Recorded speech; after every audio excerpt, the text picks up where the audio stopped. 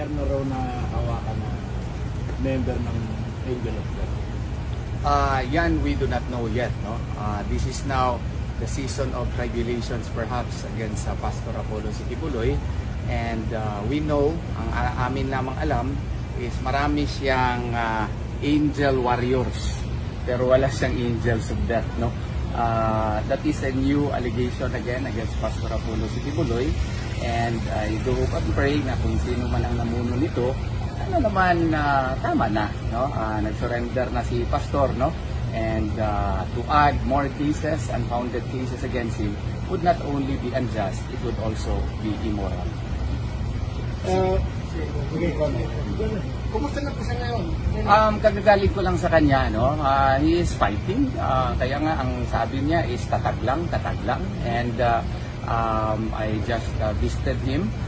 He is, in high spirits because he knows that he is innocent of the charges against him. We are preparing for the preliminary conference and pre-trial that are scheduled this coming week, no? So that's why baka mamaya hapon balik na naman ako dito kay may mga matters kami na i-discuss pa. So, para sa nabanggit na reaction about sa Angels?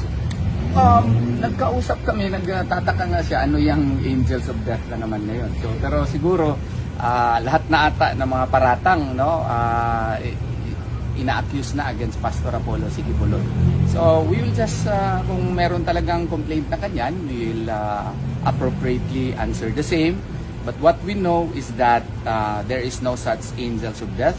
This is a creation of the imaginative mind of the persons against him. And we just pray na sana naman matauhan sila at ma-realize nila na wala talaga itong katotohanan. Yun po, ha? Maraming salamat, sir, ha?